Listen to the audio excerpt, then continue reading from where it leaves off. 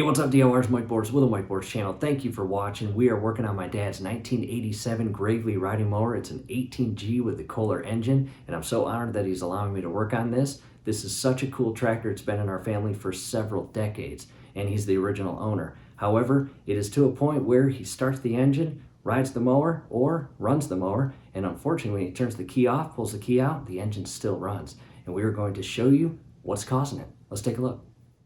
Alright, DIYers, here we are at my dad's 1987 Gravely mower, as you see right here, and he is the original owner. He's owned it ever since 1987, and I remember this as a kid. In fact, let me show you a quick photo.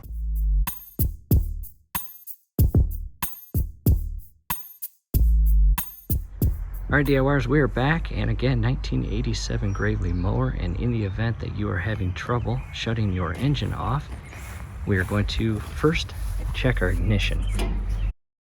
We're going to carefully raise the compartment cover as shown here.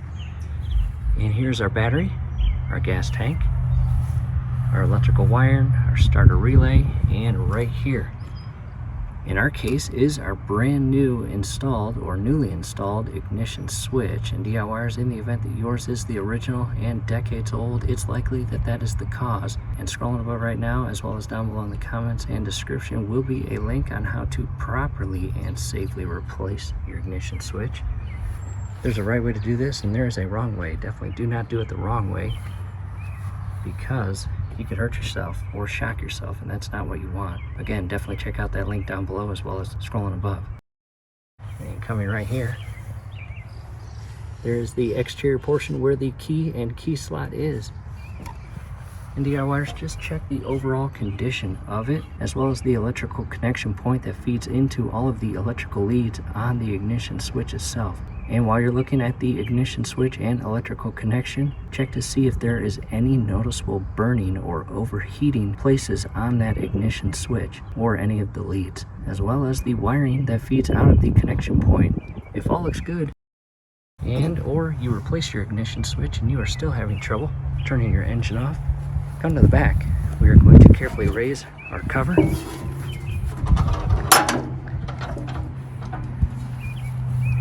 And here is the spark plug boot and plug, and coming on the opposite side we have our additional spark plug. Directing our attention to this wire right here, or coating. Inside here is basically a kill switch wire that feeds inside and goes to that electrical connection point right there, and then feeds up to this part right there. And check the overall condition of this electrical connection point. You can remove it just like that, and if all looks good, go ahead and re-secure it.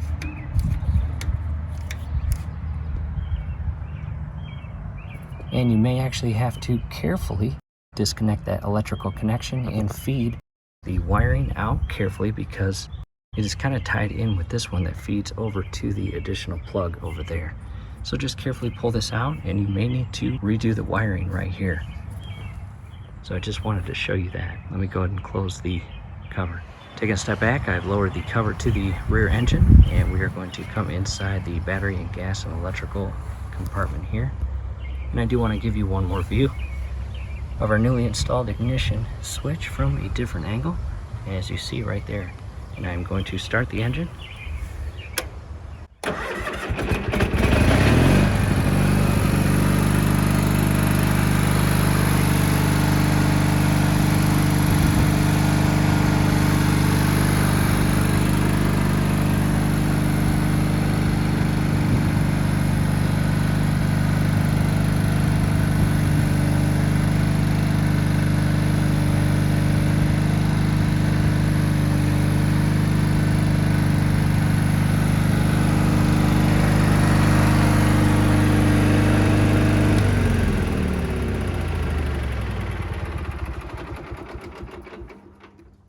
DIYers, as you see, our ignition switch is properly working and starting the engine and turning the engine off when we turn the switch with the key. And again, if that does not work, you've got a wiring issue right here, so definitely consider that. Alright, DIYers, hey, a quick break in the action. In that bottom left hand corner of this image, or the back portion of our Kohler engine, you can see the pretty worn out and basically begging for replacement grass screen. And down below in the comment section as well as the description section is a link on us showing you the exact steps on how to replace that grass screen. Now in addition, we have a link on where to purchase one, and we recommend OEM, or in other words, Kohler or Gravely or Aaron's brand. And again, we will have those links down below. In addition to that, we will have video links on DIY project videos that we filmed on this exact 1987 Gravely mower. And to mention a few, a video on how to properly and safely adjust your forward clutch as well as your reverse clutch, and an additional video on how to adjust and properly set your parking brake as it was the day it came off the assembly line or the dealer that you purchased it from, and more. So definitely check out those links down below. DIYers, that is it. We hope this helps. Do us a favor, below the video you will see that thumbs up icon. Click on that, like the video, subscribe to the channel. Definitely ring your YouTube bell. That'd be very helpful to us. We'd really appreciate it. Thanks again for watching.